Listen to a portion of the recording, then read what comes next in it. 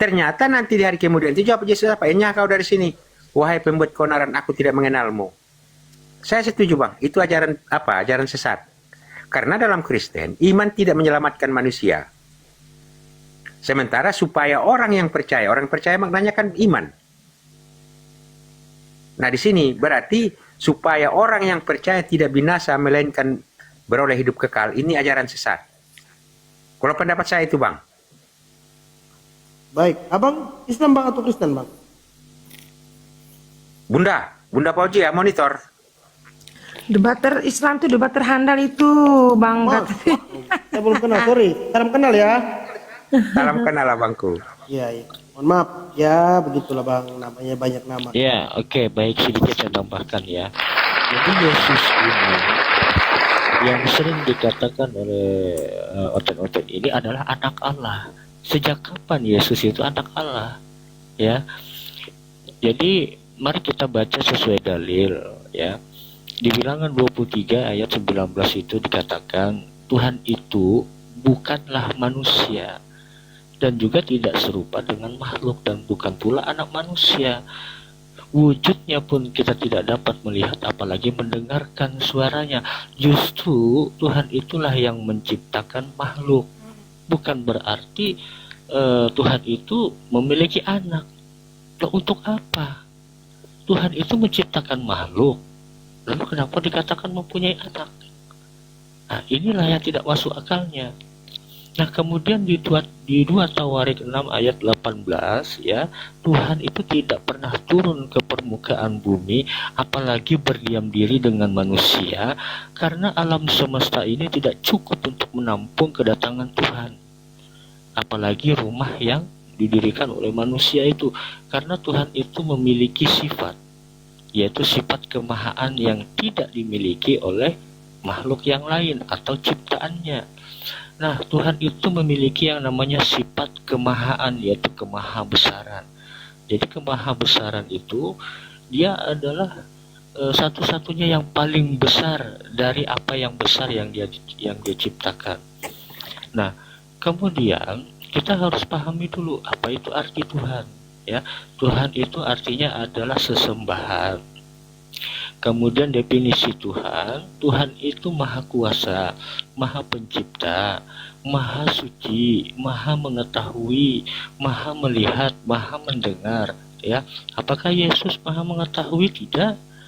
Yesus tidak tahu kapan terjadinya hari kiamat.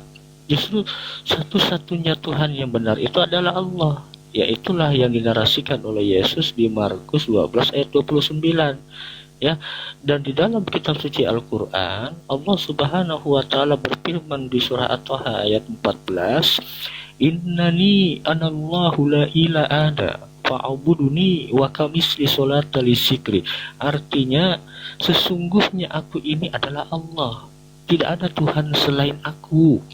Akulah Tuhanmu, akulah yang telah menciptakan langit dan bumi itu, akulah yang telah menciptakan seluruh makhluk hidup itu dengan segala macam jenisnya. Untuk itu dirikanlah sholat untuk mengingatku. Nah, siapakah manusia yang mendirikan sholat ini? Dialah umat muslim yang beragama Islam.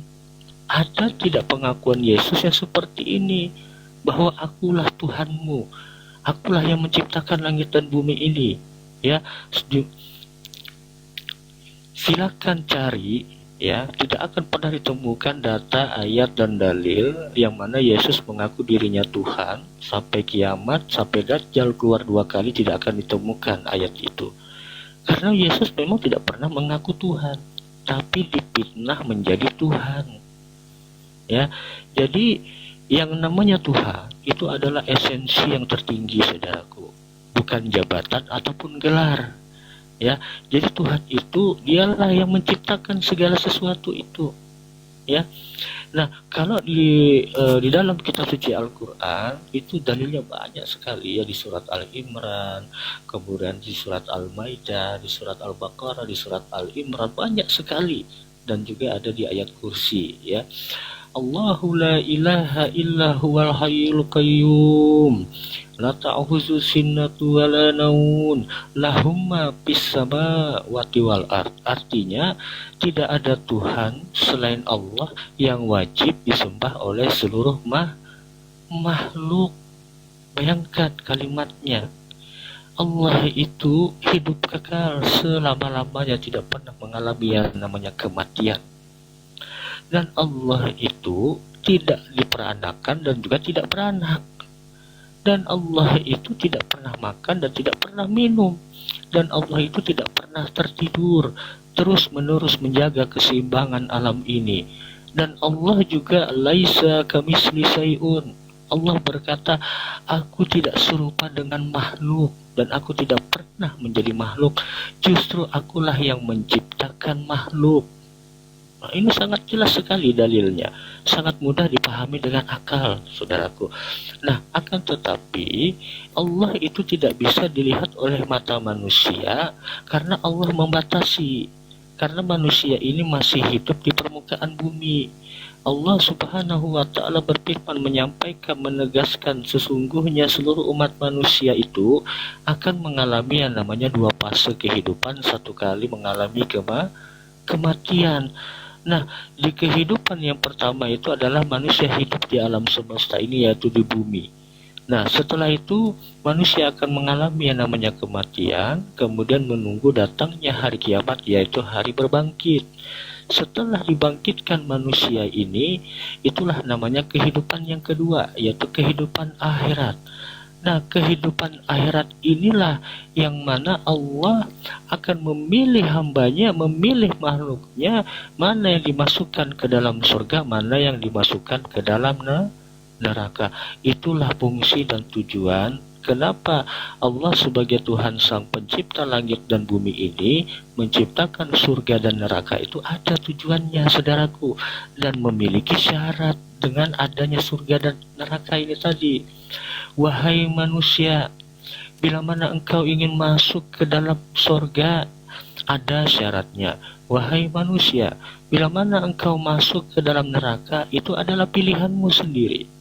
Ya, jadi bukan Allah yang menginginkan manusia itu untuk masuk ke dalam neraka, tidak.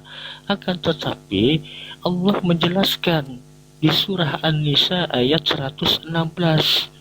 Nah, inilah yang Allah tegaskan, innallaha ya'firu ayyusra biwayafiru maduna zalika limayasa wa mayusrik billahi faqad dolama, yang artinya Allah tidak akan pernah mengampuni dosa manusia yang telah berbuat syirik kepada Allah, yaitu manusia yang menyembah kepada para dewa, manusia yang menyembah kepada patung, dan manusia yang menyembah kepada sesamanya manusia. Inilah orang-orang kafir yang dimaksud oleh Allah yang akan masuk ke dalam neraka jahanam dan mereka kekal di dalamnya dan selama-lamanya dihukum, disiksa, dan tidak akan pernah lagi diampuni oleh Allah. Nah, inilah bahayanya, saudaraku. Kalau manusia ini sudah salah bertuhan, salah dalam menyembah, salah dalam mengikuti ajaran, ya, karena mereka telah mendurhakai Tuhannya yang telah menciptakannya. Nah, kemudian syarat untuk masuk ke dalam surga apa? Firman Allah. Allah Subhanahu wa Ta'ala berfirman, manusia yang beriman dan bertakwa dan bersaksi tidak ada Tuhan selain aku, mereka itulah yang akan aku masukkan ke dalam surga, yaitu jannah, yang mana mereka kekal di dalamnya selama-lamanya. Aku berikan kebahagiaan dan kenikmatan, dan aku kumpulkan serta mereka dengan keluarganya. Kita di surga di dalam Islam itu, saudaraku, diketemukan dengan ayahnya, ibunya, anaknya, saudaranya, kakeknya, neneknya, dikumpulkan oleh Allah. Lalu timbul ada pertanyaan kepada saya, wahai Ustaz, bila mana saya ini Islam, ada keluarga saya yang masih Kristen, tapi dia tidak sempat mualaf, kemudian hari kiamat ini terjadi, apakah saya masih dipertemukan dengan keluarga saya, Ustaz, di surga? Jawabannya masih, saudaraku. Masya Allah. Jadi keluarga kita yang sudah mendurhakai Allah, mendurhakai Tuhannya, itu ruhnya diganti oleh Allah. Tapi jasadnya, wajahnya yang itu sama dengan keluarganya, ayahnya, ibunya, adiknya, saudaranya, itu sama wajahnya, yang mana yang menjadi keluarganya waktu pada saat hidup di dunia itu Allah ganti, akan bertemu lagi di sorga. Namun ruhnya yang Allah akan perbaiki dan dimasukkan ke dalam jasad, dan dia akan mengakui bahwa engkaulah anakku, akulah ibumu, wahai anakku, yang mana ibumu ini dulu pernah berbeda seiman denganmu, itu sudah dimasukkan oleh Allah ke dalam neraka jahanam. Akulah pengganti ibumu, akulah yang melahirkanmu, lihatlah wajahku, apakah wajahku ini sama dengan ibu kandungmu? Jawabannya si anak ini sama. Inilah yang Allah ganti kepadamu, agar aku berkumpul denganmu bersamamu di dalam surga. Inilah indahnya Islam, saudaraku. Jadi jangan pernah kita khawatir ataupun takut, ya, bila mana kita di luar Islam, entah itu Hindu, Buddha, Kristen, ateis ataupun Konghucu, mereka mualaf masuk ke dalam Islam, namun ada keluarganya yang belum mualaf, tidak sempat mualaf, dan ajal kematian menjemput mereka. Kemudian terjadinya hari kiamat, maka Allah akan ganti keluarga mereka yang mu'alaf ini tadi akan berkumpul di dalam surga. Inilah indahnya Islam, saudaraku. Berbeda dengan Kristen, surganya masih ada perang naga. Lah ngapain di surga kok masih ada perang naga? Di surga itu adalah kenikmatan yang mana manusia itu hidup damai, bahagia selama-lamanya, dan tidak perlu lagi harus ada perang naga. Tapi di Kristen dijanjikan surganya ada perang naga. Nah, inilah yang namanya ajaran sesat. Jadi saran saya kepada teman-teman yang Kristen, Anda belajar lagi ya kepada saudara-saudara kalian yang sudah mualaf. Kalau perlu kalian DM, kalau perlu kalian minta nomor WA-nya, belajar dengan saudara-saudara kalian yang sudah mualaf, agar kalian mendapatkan keselamatan, mendapatkan jaminan surga. Kelak nanti pada saat hari kiamat hancurnya dunia ini, insya Allah kalian akan dijamin oleh Allah masuk ke dalam surga. Allah Subhanahu wa Ta'ala berfirman, wahai manusia, janganlah engkau mati tidak membawa iman, janganlah engkau mati tidak memeluk agama Islam. Barang siapa manusia itu mati tidak beragama Islam, maka akan ditetapkan oleh Allah menjadi mati kafir. Dan orang-orang kafir ini semuanya akan dikumpulkan di dalam neraka jahanam dan disiksa selama-lamanya di dalam neraka. Tidak ada waktu istirahat penyiksaan di neraka itu. 1 detik tidak ada jeda penyiksaan itu. Penyiksaan di dalam neraka itu, saudaraku, amat pedih. Segala penyiksaan itu ada di dalamnya. Ya, bahkan kita dicelup ke api yang panas, bahkan tubuh kita dihancurkan, bahkan tubuh kita dipotong-potong di dalam neraka itu. Nah, apakah kalian ingin mau masuk neraka? Bila tidak, kembalilah ke jalan yang benar.